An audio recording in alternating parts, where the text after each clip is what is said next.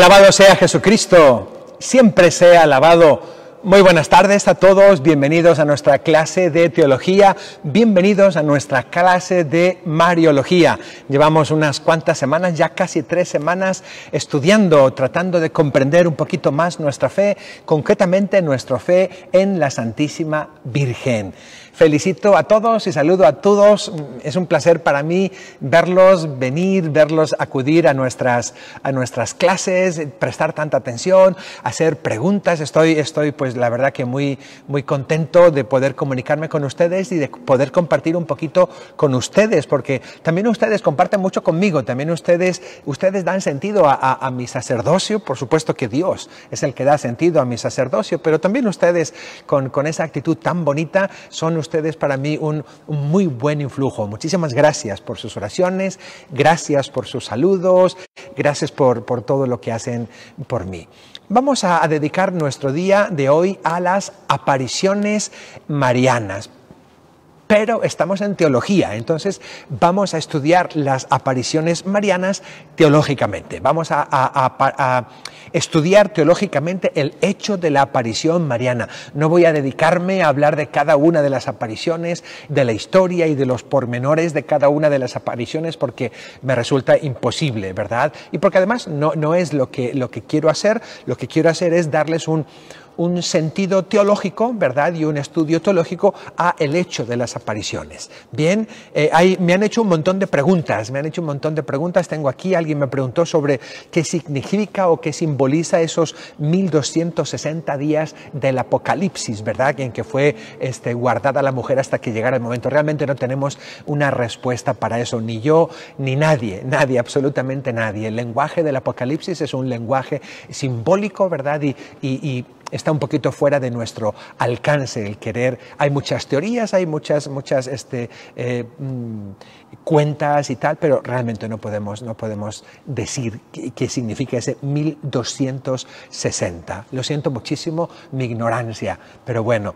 También me ha preguntado alguien por qué cada día tenemos diferentes misterios en el rosario, por qué los lunes son los misterios, no sé, gozosos, y por qué los martes los dolorosos, y por qué los miércoles. Bueno, es una distribución no del todo aleatoria, pero es una distribución para que estén todos los misterios. Por supuesto, el domingo es de resurrección, ¿verdad? Son misterios gloriosos. ¿Por qué? Porque celebramos cada domingo la resurrección, por supuesto. El viernes son misterios dolorosos, ¿verdad? ¿Por qué? Porque celebramos la pasión del Señor en un viernes. Los demás han ido un poco, no tienen un gran fundamento, se han distribuido, ¿verdad? Empezamos con los misterios gozosos, luego venían los iban en orden un poquito, lunes, martes y miércoles, los gozosos, los dolorosos y los gloriosos. Ahora, con la introducción de los misterios luminosos, el jueves ha pasado a ser luminosos, que además coincide muy bien porque jueves es día eucarístico, día de la institución de la Eucaristía, y uno de los misterios es justamente eso, la institución de la Eucaristía, ¿verdad? Y así tenemos pues prácticamente todos los misterios. Alguien, ¿qué más?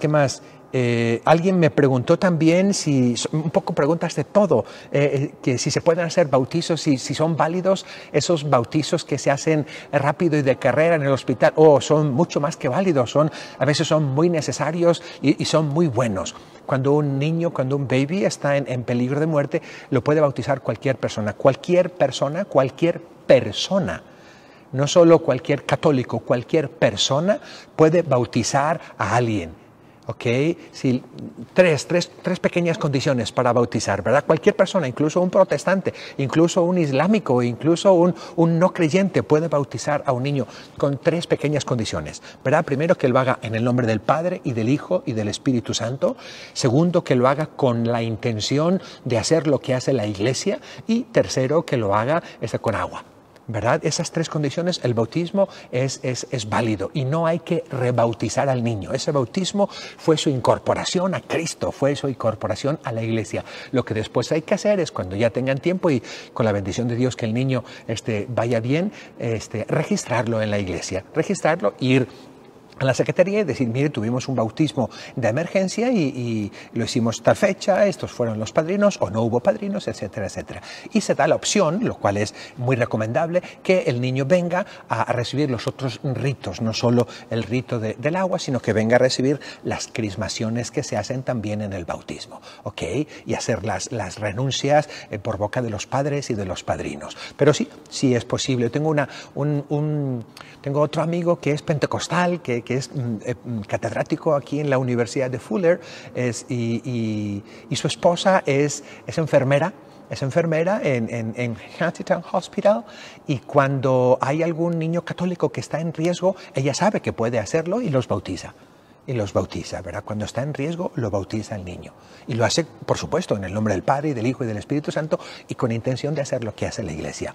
Me han preguntado sobre la imposición de las manos, si se les puede imponer las manos a las personas. Bueno, esto depende de las disposiciones que haya dado el obispo en cada lugar. Yo no conozco las disposiciones de todos los obispos de todas las diócesis del mundo. La imposición de las manos es válida, la imposición de las manos es posible, la imposición de las manos es un rito y una tradición que se ha tenido dentro de la Iglesia, pero en cada lugar, cada obispo, a veces en naciones, cada conferencia episcopal da unas normas precisas. Por ejemplo, aquí en Los Ángeles se puede hacer imposición de las manos, ¿verdad? Pero sin tocar a la persona. Puedes imponer la mano, por así decir, desde lejos. Puedes rezar por la persona más o menos a esta distancia, ¿verdad? Poner las manos a esta distancia de la persona sin tocarlo, para que se eviten cualquier tipo de confusión o de cosas, ¿verdad? Eso es lo que se puede hacer. El laico. Los sacerdotes sí tenemos permiso de imponer las manos en las cabezas. Aquí nuestro arzobispo ha pedido eso, que los sacerdotes sí pueden imponer las manos tocando la cabeza de las personas, y que los laicos pueden hacerlo, por así decir, a distancia. Nos han pedido también que solo impongamos la mano en las cabezas. ¿Por qué? Pues porque ha habido excesos algunas veces. A veces se dice, ay, por favor, impóngame la mano donde me duele, y a lo mejor le duele aquí en la espalda, pero a lo mejor le duelen partes que son más privadas, y pues claro, ahí puede haber cosas que no son correctas. Pero la imposición de las manos es un signo externo, ¿verdad?, de esa comunión con Dios y comunión con el Espíritu Santo. No es porque mis manos tengan un especial valor o porque mis manos tengan una especial poder, no, Dios puede utilizar y puede transmitir su gracia a través de ese símbolo tan histórico y tan maravilloso. ¿Qué más me han preguntado? Me han preguntado qué es eso de la economía de la salvación. Lo he dicho en algunas clases, que es la economía de la salvación. La economía de la salvación quiere decir el plan de Dios de salvar a los hombres. Oikumene quiere decir cuidar de los asuntos de la casa. Cuidar de los asuntos de la casa. Cuando hablamos de economía, propiamente en el sentido más etimológico, en el sentido griego de la palabra, quiere decir eso.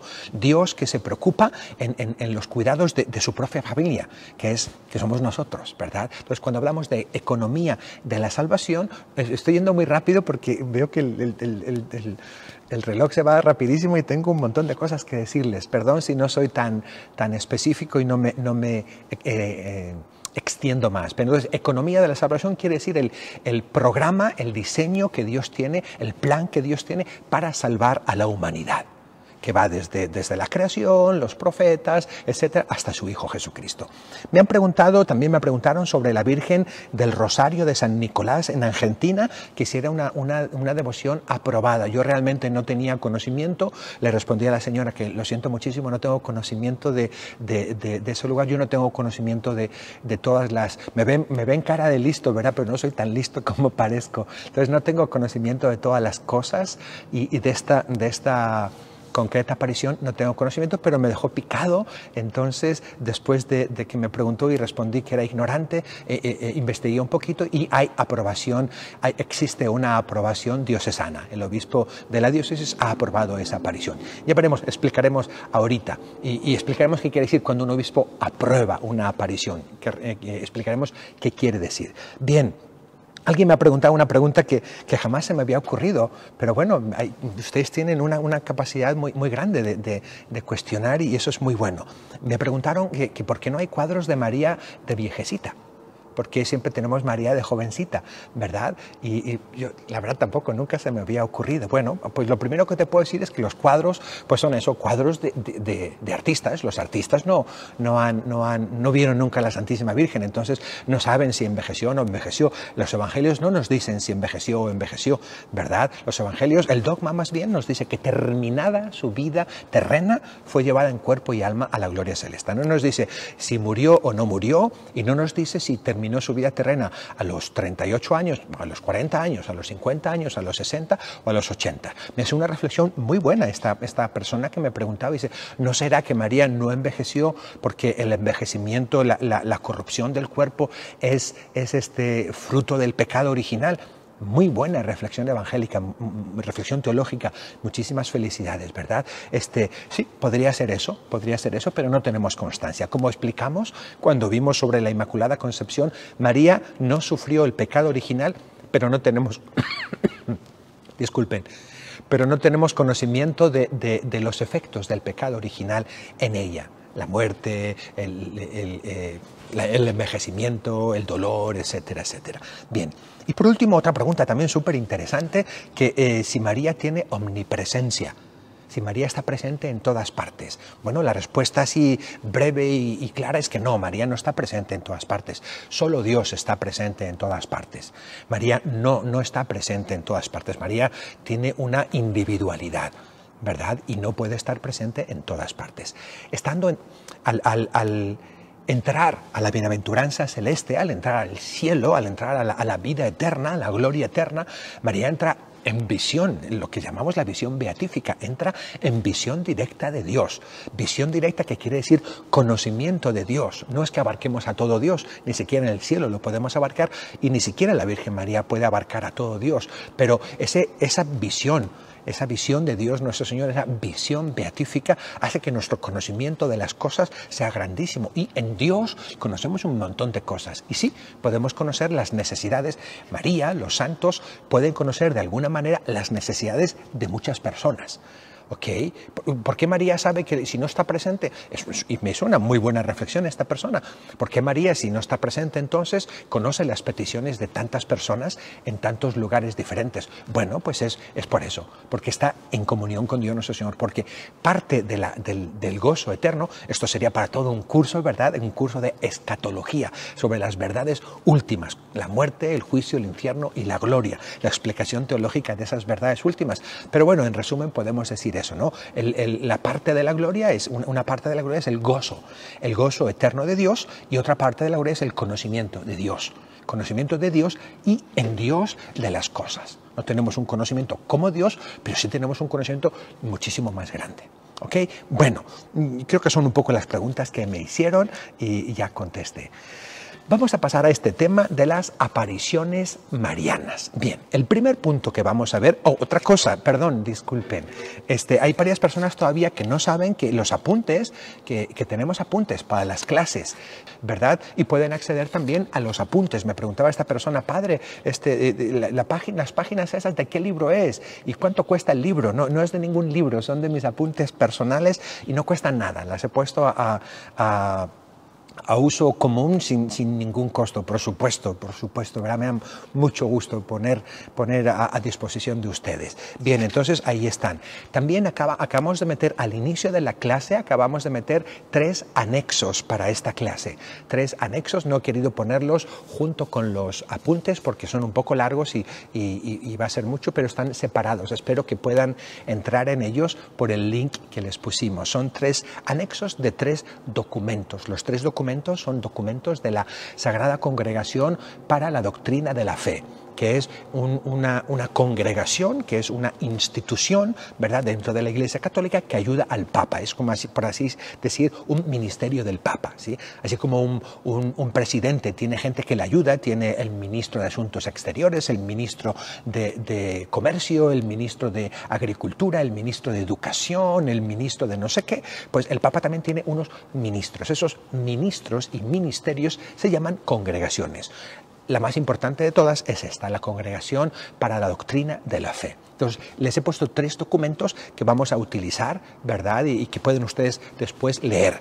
Todo lo que voy a decir ha sido sacado prácticamente de estos 3 documentos oficiales de la Iglesia.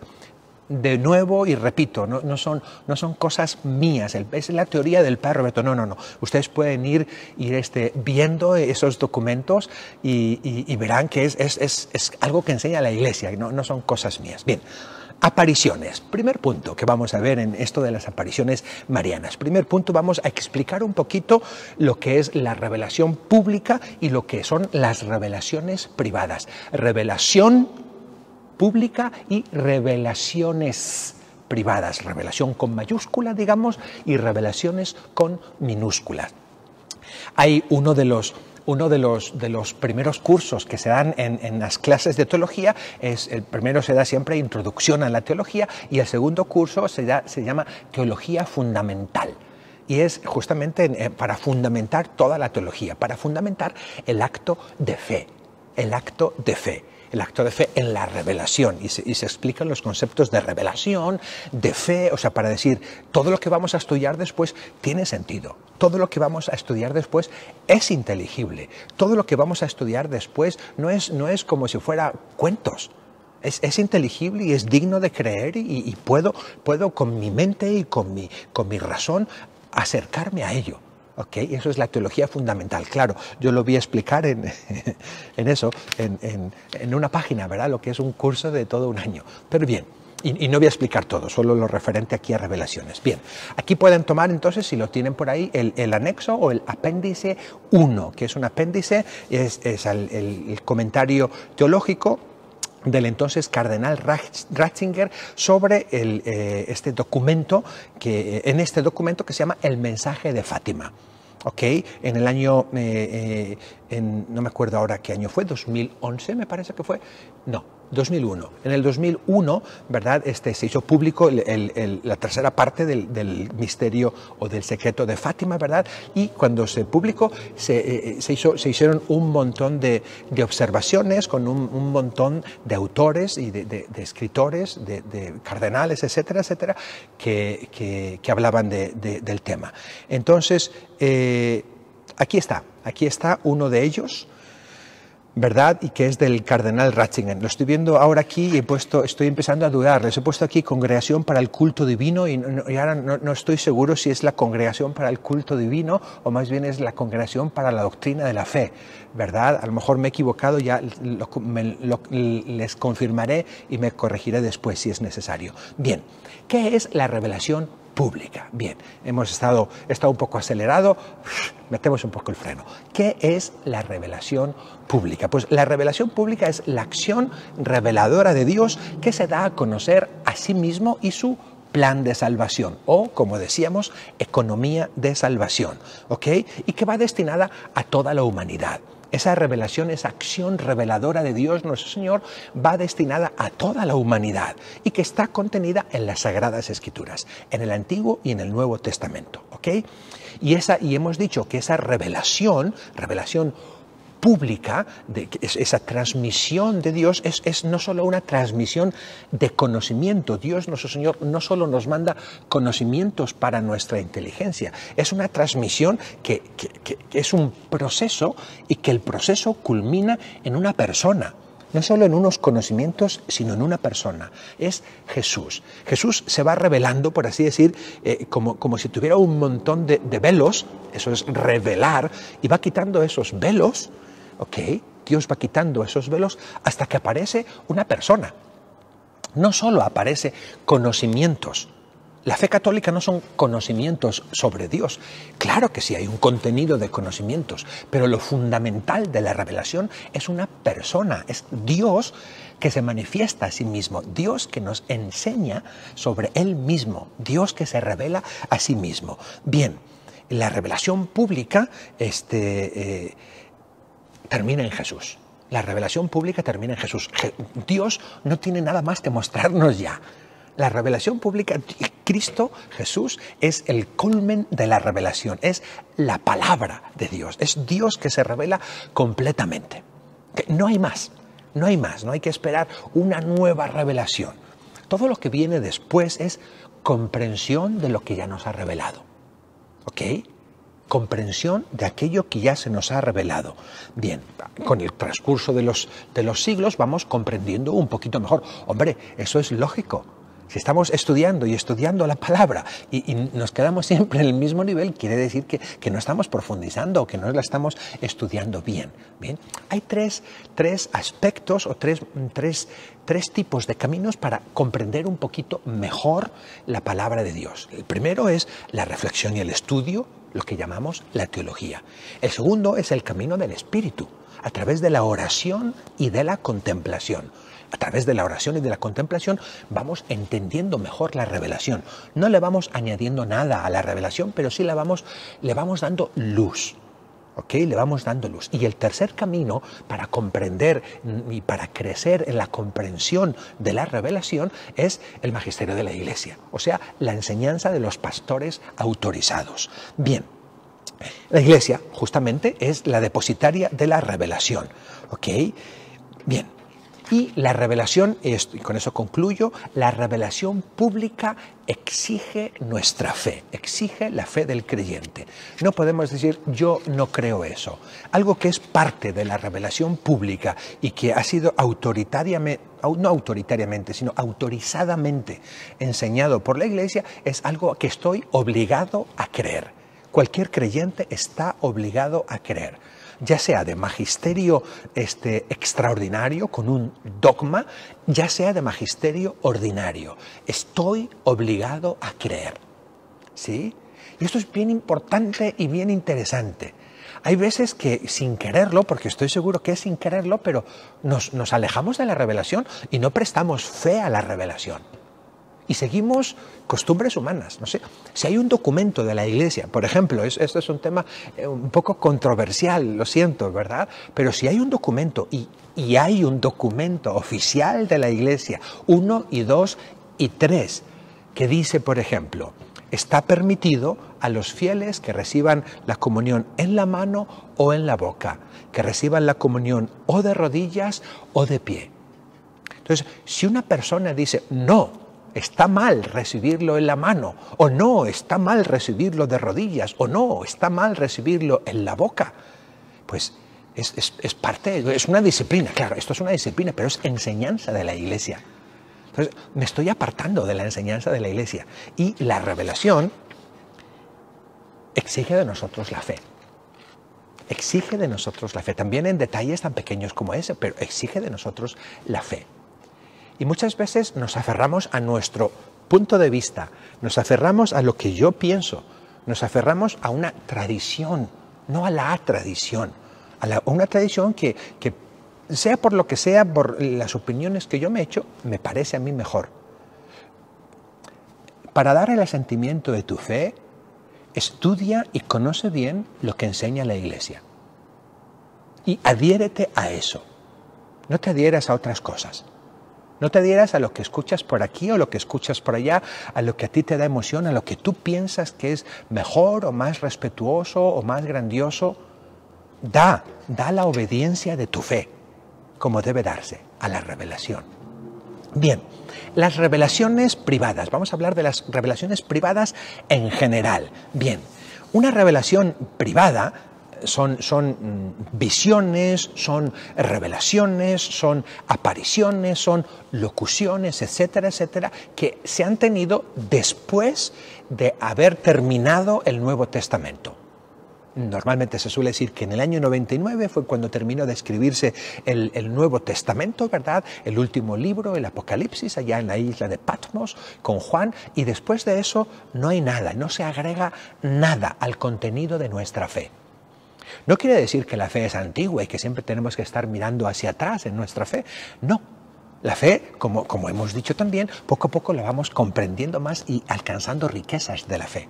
Pero la revelación pública terminó con el Nuevo Testamento. ¿Ok? Entonces, cualquier visión, cualquier revelación, cualquier sueño, cualquier aparición, cualquier cosa, ya es parte de la revelación privada. ¿Sí? Esta revelación no completa la revelación de Cristo, no añade algo a la revelación de Cristo. Cristo ya lo ha dicho todo. Cualquier tipo de revelación, por más espectacular que sea. Cuando se apareció el Sagrado Corazón, con la devoción al Sagrado Corazón, vino a añadir algo, no vino a añadir absolutamente nada a la revelación. Cuando la Divina Misericordia y la devoción a la Divina Misericordia, eso ha venido a añadir algo, no vino a añadir absolutamente nada a la revelación. Lo que Cristo había dicho ya estaba dicho. Nos ayuda, y eso es un poquito, nos ayuda a conocer algo, no a conocer, sino a comprender, nos da luz sobre algún elemento de la revelación pública, pero no añade nada. Y el tercer punto, y aquí tuve que poner citas porque yo creo que si me escuchan van a decir, uy, eso es lo que piensa el Padre. Bueno, por eso puse citas, ¿verdad? Dice, las revelaciones privadas no exigen un asentimiento de la fe católica, sino solamente de fe humana, ¿ok? Según las reglas de prudencia que nos la presentan como probables y piadosamente creíbles. Esto, vean la referencia del Papa Benedicto XV. ¿Okay? Y algo semejante dice el documento Lumen Gentium del Concilio Vaticano II.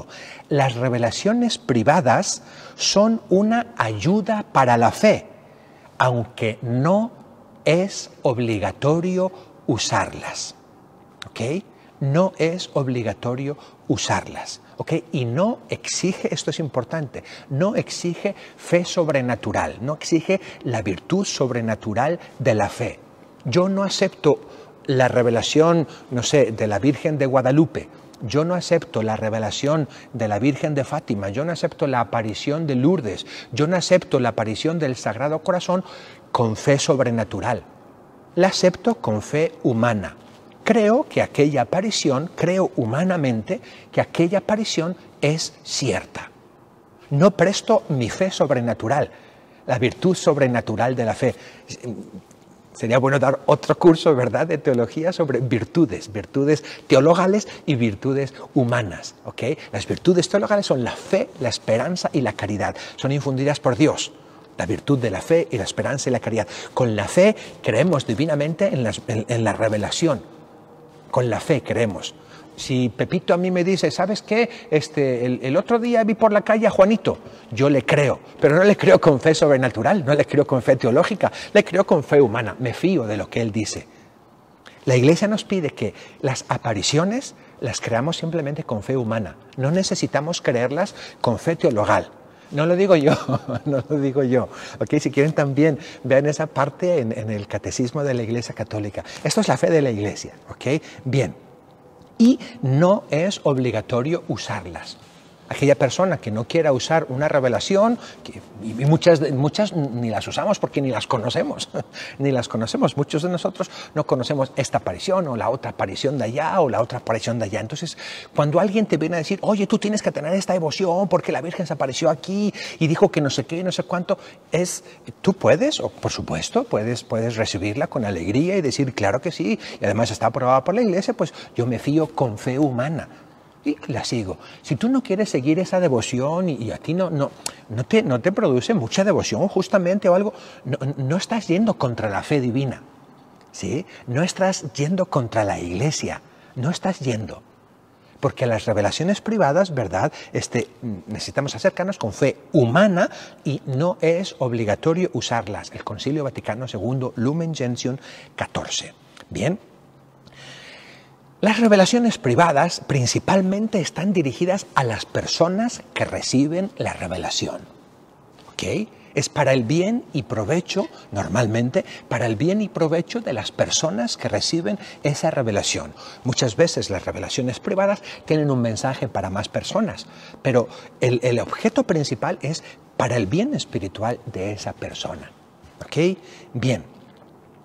Cualquier revelación privada, el criterio de verdad y de valor que tiene una revelación privada es su orientación a Cristo. Si me lleva a Cristo, si me lleva a comprender, a entender, a amar, a acercarme y a compenetrarme con Cristo, con el misterio de Cristo, con Jesús. Bien, las revelaciones privadas casi siempre provienen de la piedad popular. ¿Se acuerdan cuando hablábamos del culto, que había un culto privado y un culto público, que el culto público le llamamos liturgia y el culto privado le llamábamos devoción? ¿Ok? Pues normalmente las revelaciones privadas vienen dentro de la devoción, de la piedad popular, ¿ok? Del culto privado. Pero muchas veces estas devociones y estas apariciones saltan del culto privado y llegan al culto público. Y es cuando se incorporan al culto público, cuando se hacen fiestas que nacen de una revelación, fiestas que nacen de una aparición, la fiesta del Sagrado Corazón. Okay, la fiesta de la Divina Misericordia, la fiesta de la Virgen de Guadalupe, pasan del culto privado al culto público. ¿Sí? Bien. ¿Qué más podemos decir? Pues por último, las revelaciones privadas son posibles. Por supuesto que las revelaciones privadas son posibles. Ya lo decía San Pablo en la carta a los tesalonicenses, ¿verdad? Que podemos y debemos estar abiertos al Espíritu, que no podemos apagar el Espíritu. El Espíritu fluye y viene de muchas maneras. Y actúa en nosotros de muchas maneras. Y con el Espíritu tenemos que saber discernir. Bien. Voy a explicar un poquito, muy brevemente, un poquito de la estructura antropológica de las revelaciones privadas. Otro curso más, antropología cristiana, ¿verdad? Pero bueno, aquí es muy breve, había un aspecto muy concreto de más o menos cómo funciona, porque a veces tenemos conceptos que no son del todo correctos, ¿verdad? Y de nuevo, no lo digo yo, pueden ir referencia al documento que ya les dije, el comentario teológico sobre el mensaje de Fátima, escrito por Benedicto XVI. Bien, estructura antropológica de las revelaciones y apariciones. Aquí lo siento si alguna persona se queda un poco decepcionada, pero bueno, voy a explicarles porque creo que podemos explicar bien. Hay tres tipos de visiones. No voy a hablar ahora de locuciones, no voy a hablar de fenómenos místicos, eso tendríamos que hacer otro curso sobre teología ascética, ¿verdad? Pero no tenemos tiempo. Pero en las visiones hay como tres tipos de visiones. Está la visión natural.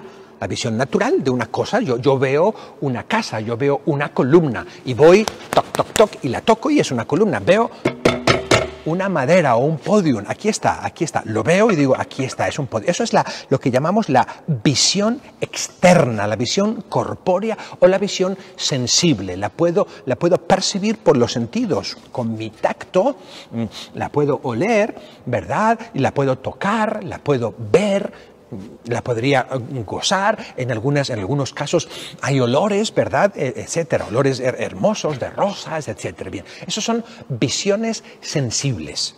Tengo que decirle que la mayoría de las apariciones no entran dentro de este tipo. Casi ninguna de las apariciones son sensibles. Bien, existe otro tipo de visión que llamamos la percepción interior o la visión imaginativa. Bien, vamos a intentar explicarla, pero la mayoría de las apariciones entran aquí. ¿Okay? La mayoría de las apariciones entran aquí. Son visiones interiores, ¿okay? o visiones imaginativas. No es que sean imaginaciones de las personas, voy a intentar explicarlo a ver si puedo. Y la tercera son visiones intelectuales o visión espiritual. O sea, no ve interiormente, no hay imaginaciones de objetos ni nada, son conceptos intelectuales directamente. Esos normalmente están en las últimas etapas de la vida unitiva con Dios nuestro Señor, en los grados de misticismo elevado, ¿verdad? Santos y santos que han llegado a niveles muy elevados. Bien. Como digo y como dice el documento del que estamos haciendo referencia, la mayoría de los videntes tienen visiones interiores. Por eso mismo, cuando, por ejemplo, los tres pastorcitos estaban y con toda una multitud enorme, solo ellos veían a la Virgen.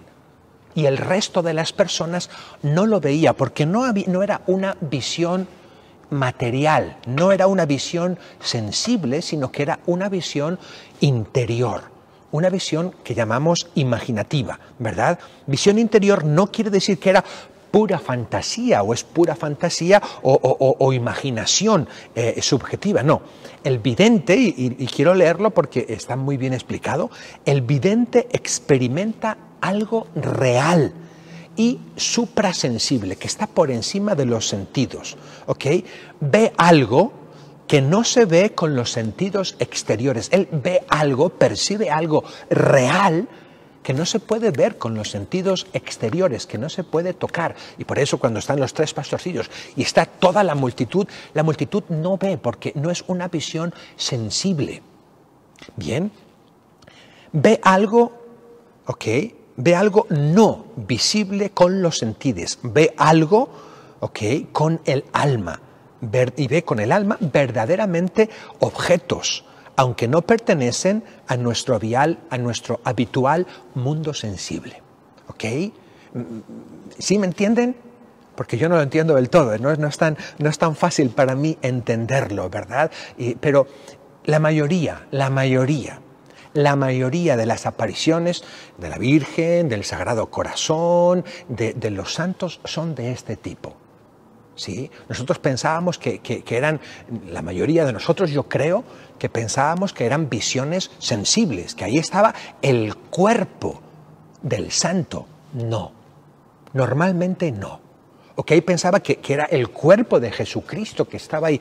Normalmente no. La mayoría, incluso de las aprobadas, ¿ok?, no hay una visión sensible. Son visiones imaginativas, visiones interiores, reales, no son, intento explicar, no son imaginaciones, ¿ok?, subjetivas de la persona. No, son objetos reales, pero vistos con sentidos interiores. ¿Ok? Bien, para ello, estamos en la página 70, en el penúltimo párrafo, para ello se requiere, el vidente requiere tener una vigilancia interior de su corazón, tiene que tener un corazón puro, vigilante, silencioso. Una persona que normalmente está aturdida y con un montón de cosas, olvídate, no vas a tener una visión nunca, Lo que piensas que viste es que te comiste 8 quesadillas por la noche, ¿ok? Entonces eso no es una visión, esos son estragos del dolor de estómago, ¿verdad?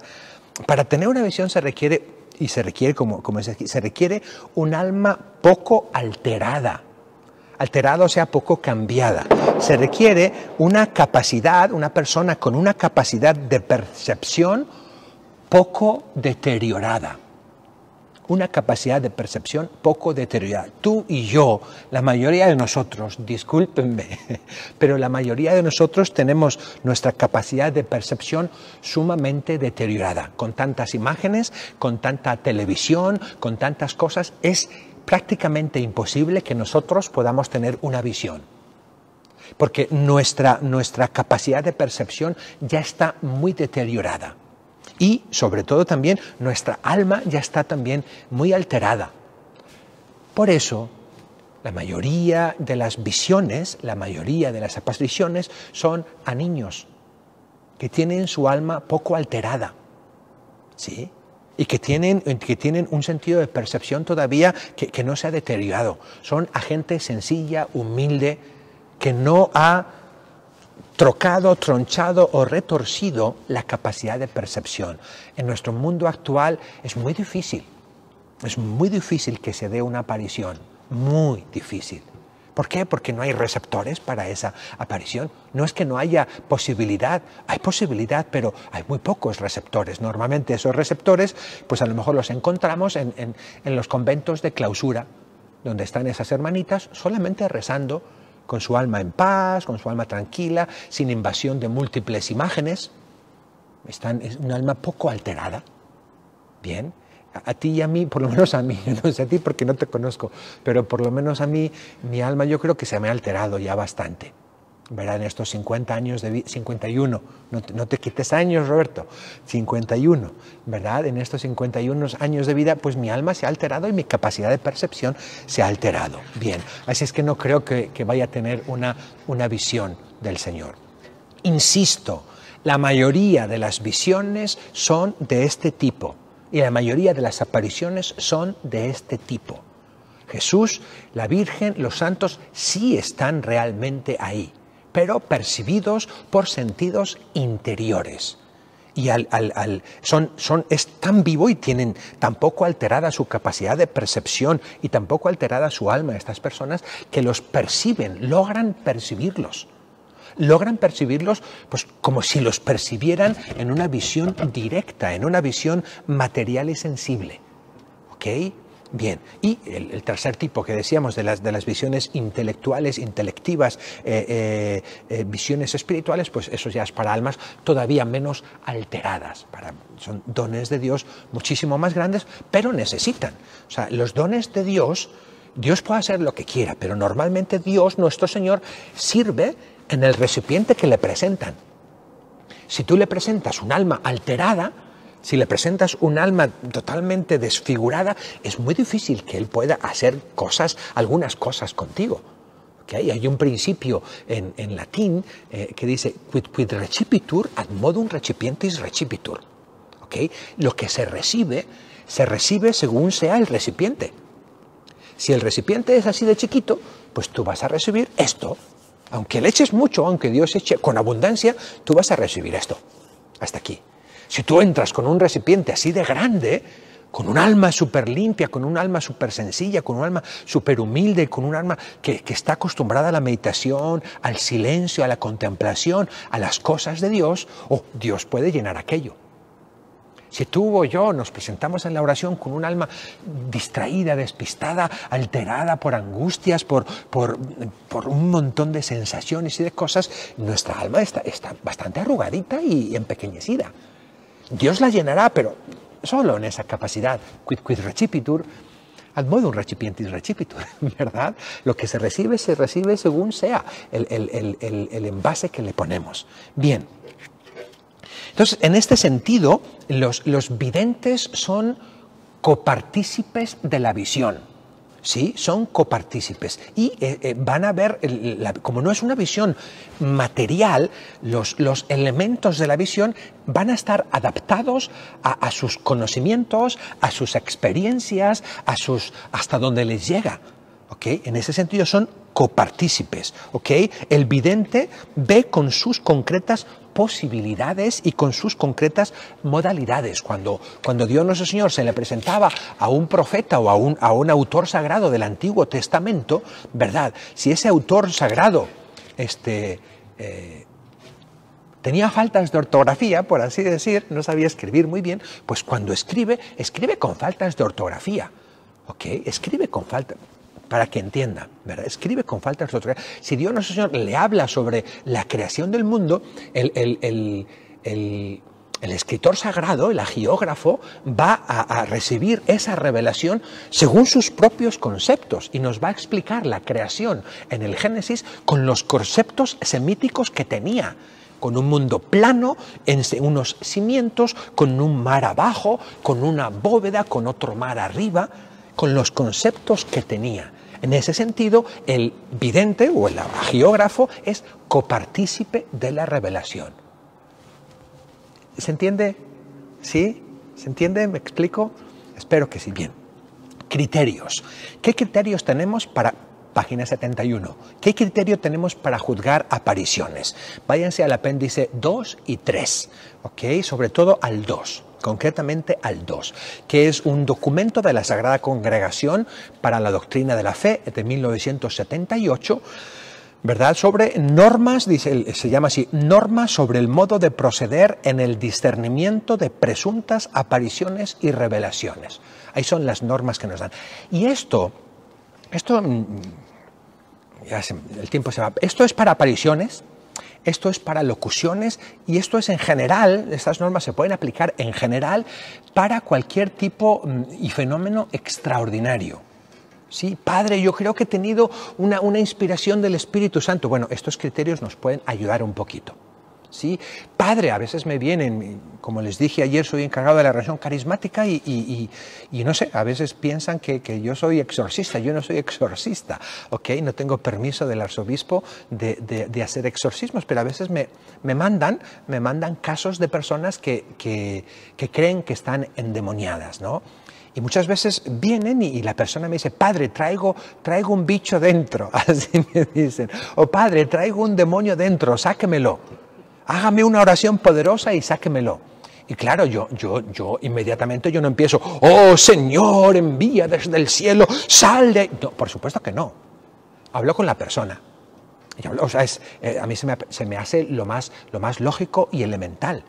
Tener primero un poco de conocimiento y de discernimiento. Yo no tengo el don de conocimiento de las mentes de las personas, ni de conocimiento del alma de las personas. Soy muy sencillo y muy normalito. Y creo que muy pocas personas tienen ese don. Y cuando una persona en un grupo de oración o quien sea, viene alguien que dice que tiene un espíritu y empieza a imponerle las manos y a pedir que salga el demonio, ¡ay, qué mal! Para mí eso está muy mal. Primero, sé serio, haz un diagnóstico, haz un análisis. Es como si tú vas al doctor, ¡ay, doctor! Me duele aquí, primera cita, ¡ay, doctor! Me duele aquí, ¿no será que tengo cáncer? Y el doctor te dice, ¡oh, cáncer! ¡Túmbate! ¡Quimioterapia! ¡Más quimioterapia! Oye, primero haz un análisis. Ok, primero analízale, porque un doctor que te hace eso, lo único que te puede hacer es más daño. A lo mejor no tenías nada, a lo mejor era un catarro que tenías, o tenías un pequeño dolor muscular o algo así. Hay que hacer una buena evaluación. Hay que tener un buen discernimiento. Porque si no se hacen imprudencias que pueden ser peores. Bien, algunos criterios. Primero, sobre el juicio. Normalmente la Iglesia concluía las investigaciones sobre apariciones con dos tipos de respuestas. Hacía un estudio sobre la presunta aparición y había dos respuestas. El asunto principal para una aparición es decir, ¿esta aparición es de origen divino o no? Esta cosa no es de origen divino, no tiene un origen sobrenatural. Y llegaban a la conclusión, después de hacer los estudios, una investigación seria, etcétera, etcétera, se llegaba a la conclusión de constat de suprenaturalitate. Consta que su origen es sobrenatural. O se llegaba a la conclusión de constat de non suprenaturalitate. Consta que su origen no es sobrenatural. A veces a mí también me vienen personas con fotos, ¿no? ¡Ay, padre, mire esta foto! ¿Qué ve aquí?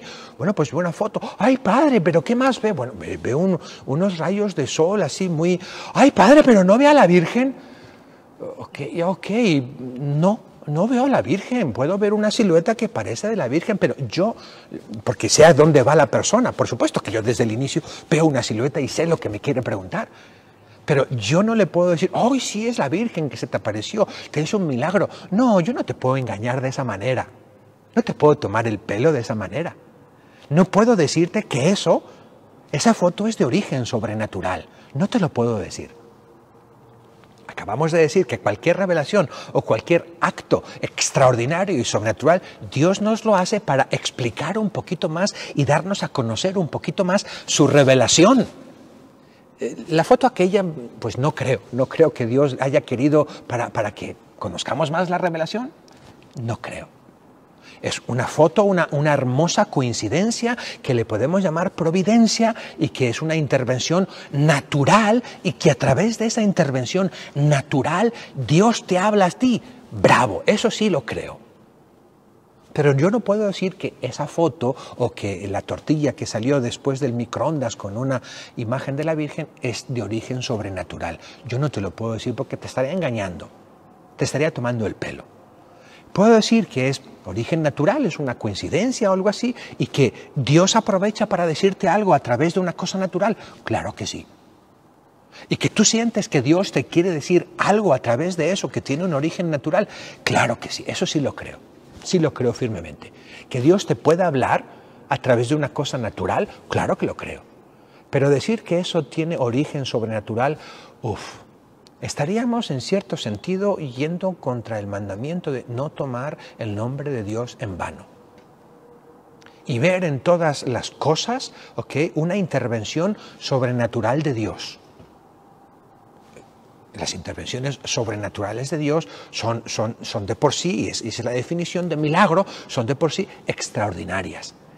Cuando vemos intervenciones sobrenaturales de Dios en todas partes, pues no. Hombre, yo en la mañana me levanto y veo la intervención de Dios que me ha dado la vida, pero es una intervención natural de Dios, también a través de lo natural, porque somos naturales, a través de lo natural puedo encontrarme con Dios. Bien, sigo. Bien, entonces se llegan a esos dos juicios.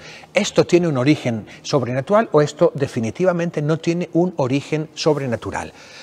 Estos juicios, basado en estos juicios, el ordinario del lugar, normalmente el ordinario del lugar es el obispo, puede permitir o prohibir el culto público o algunas formas de devoción. Después de haber hecho una investigación, el ordinario del lugar dice, bien, hemos llegado a la conclusión de que es sobrenatural y puedo permitir el culto. O hemos llegado a la conclusión de que no es sobrenatural, aquí no puede haber culto público y no puede haber ningún tipo de devoción. Eso lo tiene que decidir el ordinario del lugar. No lo decide un padrecito al que yo consulto, ni lo decido yo, lo decide el ordinario del lugar. Y el ordinario del lugar, en un lugar, es el obispo. Es el obispo. Bien.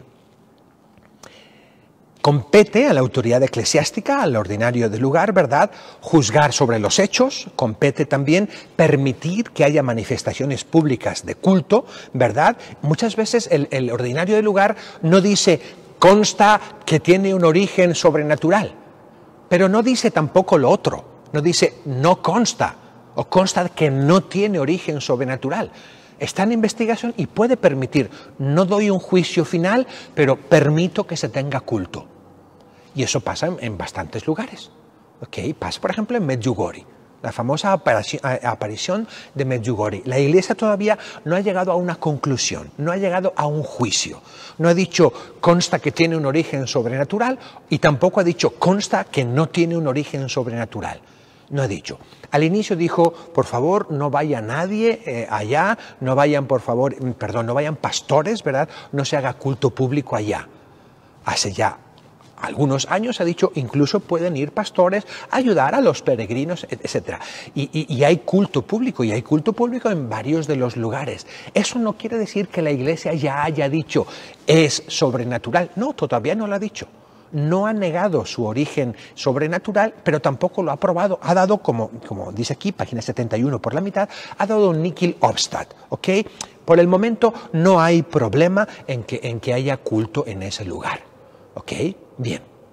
Transcurrido un tiempo, puede emitir el culto definitivo. Transcurrido un tiempo puede ser 1 año, 2, 5, 10, 100, 200, 300, o muchas veces no hay ninguna definición. Muchas veces en algunas de las apariciones no hay ninguna definición. No se ha definido y la constancia de que su origen es sobrenatural, pero la Iglesia tampoco ha prohibido. Ha dejado ahí un status quo así tranquilo. ¿Sí? Pueden tener culto, ¿verdad? No nos declaramos que sea divino, ni tampoco declaramos que no es de origen divino. Tengan culto tranquilamente. ¿Bien? Entonces, no es tan fácil, cuando a veces me dicen, ¿está aprobado o no está aprobado? Es que no, esa no es la pregunta. Esa no es la pregunta, si está aprobada esta aparición o no está aprobada, porque muchas veces no está aprobada, ¿verdad? Pero sí se puede tener culto, sí han dado permiso de tener culto. ¿Sí me explico? Bueno, bien. Criterios para juzgar el carácter sobrenatural, o no sobrenatural. Primero, criterios positivos, para decir, bueno, una persona dice, se me ha aparecido la Virgen. Bueno, ¿qué criterios tenemos? Primero, unos criterios positivos, ¿verdad? Certeza moral. Tenemos el individuo que dice, tenemos que tener una cierta certeza moral después de la investigación de que el investigador, la autoridad eclesial, llega a la certeza moral de que parece que sí. Parece que sí hubo una aparición. Después de una seria investigación, tenemos una cierta certeza moral, ¿verdad? O por lo menos una probabilidad. Segundo, que las circunstancias de la aparición, ¿verdad? Que sean también positivas, ¿verdad? El sujeto que ha tenido la aparición, que tenga cualidades, que sea una persona equilibrada de su cabeza, sí, que no tenga algún tipo de problema en su cabeza, por eso a veces se les hacen estudios a las personas. Segundo, que sea una persona honesta, que no sea mentiroso o engañador. Y tercero, que sea una persona dócil a lo que le pide la autoridad. Si hay estas tres cosas, bueno, es un criterio positivo que se va sumando. Hombre, va habiendo más probabilidad. Cuando no hay rectitud, cuando hay engaño, cuando no hay docilidad, no quieren obedecer lo que dice la Iglesia, o cuando hay un cierto desequilibrio, es muy fácil ya decir, pues posiblemente no hay un origen divino aquí. El elemento doctrinal, que lo que se enseña o lo que dice la aparición sea conforme a la Iglesia. También que la devoción, el culto que hay allí sea conforme a la Iglesia y que haya frutos espirituales. Criterios negativos para juzgar cuando una aparición es o no sobrenatural. Bueno, que no haya errores manifiestos sobre el hecho, que se vea algo que no coincide, no sé. Hay algunas apariciones que no se ha dado la aprobación, tampoco se ha dicho que no, pero es que los videntes que había ahí no coinciden en lo que dicen. Garabandal, por ejemplo, la aparición de Garabandal. ¿Por qué no se ha probado nunca? Bueno, es que hay unas ciertas contradicciones. No se ha llegado definitivamente a decir constat de non sobrenaturalitatem, consta de que no tiene origen sobrenatural. No se ha llegado a decir eso, pero está en un nivel, no sé, un poquito más bajo. O sea, no se permite el culto divino, público, etcétera, etcétera. ¿Ok? Bien. Entonces, tiene que haber criterios negativos, es que aquí hay un error manifiesto sobre el hecho. Otro criterio negativo, si hay errores doctrinales o errores morales, pues también es otro criterio para juzgar. Esto no tiene un origen sobrenatural. Otro criterio, pues el afán de lucro. Si es solo para conseguir dinero, pues esto no puede venir de Dios. Cuando se mezclan esas cosas, pues obviamente que no viene de Dios nuestro Señor. O también enfermedades o tendencias psiquiátricas de las personas. ¿Cómo procede la Iglesia? Página 72. ¿Cómo procede la Iglesia en este proceso de aprobación? Bien. Primero, la autoridad eclesial tiene que saber y sabe que es su competencia y que debe atender. Cuando una persona o un grupo de personas dice, hemos tenido una aparición, hemos tenido una visión, hemos tenido un mensaje, el ordinario del lugar, la autoridad eclesial, tiene que atenderlo. ¿Okay? No puede decir, ay, váyanse por ahí. Tiene que atenderlo. Es su deber y su obligación. ¿Okay? Y también es deber y obligación intervenir para permitir o no permitir que se promueva, ¿verdad? Ese culto, se promueva esa devoción, o para decir, no, hasta aquí llegó, ¿verdad? Y esto, como hemos dicho, el permitir que haya culto, el permitir que haya visitas, el permitir que haya peregrinaciones, la Iglesia con eso no está diciendo es de origen sobrenatural, simplemente está permitiendo, porque se está haciendo un bien espiritual. Bueno, mientras haga bien espiritual y no haya ningún criterio negativo, podemos seguir viendo mientras terminamos de investigar. Bien. La autoridad eclesiástica debe intervenir cuando hay causas graves, ¿okay? Cuando hay abusos, cuando hay abusos en el culto, cuando hay desviaciones doctrinales, la Iglesia tiene que intervenir, ¿okay? Y en casos dudosos, la autoridad eclesial tiene que abstenerse de dar cualquier juicio. No se puede precipitar. Hay tiempo, podemos esperar todo el tiempo que sea. Bien, ¿quién interviene? ¿Quién es que le interviene? El ordinario. El que tiene que intervenir es el ordinario. A veces pensamos que las apariciones tiene que aprobarlas Roma. No funciona así. No hay Roma escribe una carta, estas apariciones están aprobadas. No, normalmente las apariciones o las presuntas apariciones es el ordinario del lugar el que da el juicio, el constat de supranaturalitate o non constat. Me estoy alargando un poquito, perdón. Y quiero terminar. Después, la conferencia episcopal, o sea, el grupo de los obispos de un país puede intervenir cuando el ordinario se lo pide o cuando el hecho ya ha pasado los límites regionales o nacionales, la conferencia episcopal puede intervenir. Y la Santa Sede también puede intervenir si se lo pide el obispo, o un grupo de fieles lo pide, o ella puede tomar cartas en el asunto cuando ella quiera. Por ejemplo, está tomando cartas en el asunto en el hecho de Medjugorje. Todavía no ha dado una respuesta. Bien. Por último, apariciones marianas. Yo no les he puesto una lista de las apariciones marianas aprobadas por la Iglesia, aprobadas por el obispo, las que consta de sobrenaturalitate, etc. No lo tengo así. He visto un montón de listas en el internet y ninguna me convence. Hay metidas algunas apariciones que no tienen aprobación, no tienen el constat o no explica bien. Cuando esas listas dicen están aprobadas por la Iglesia, ¿qué quieres decir con eso? ¿Quiere decir que ha habido un proceso jurídico que ha llegado a una conclusión que dice consta de sobrenaturalitate? ¿O que ha habido simplemente un nihil obstat que dice todavía no tenemos un juicio pero lo dejamos? Entonces, la mayoría de las listas que he visto no me convencen, así es que no les he puesto ninguna lista. A lo mejor algún día elaboro una lista y se las mando. Bien. Lo que les puedo decir son justamente esas tres cosas sobre un hecho. En la Iglesia, sobre las apariciones marianas puede decir, por así decir, constat de sobrenaturalitate, o sea, consta de que el origen de estas apariciones es divino. ¿Ok? Es divino. O puede decir constat de non sobrenaturalitatem. Consta, después de investigar, que esto no tiene origen divino. ¿Okay? Es un engaño, o es una mentira, o es una imaginación y nada. O un tercero, lo que decíamos del nihil obstat, de que nada impide por el momento, es, por así decir, non constat de non sobrenaturalitate.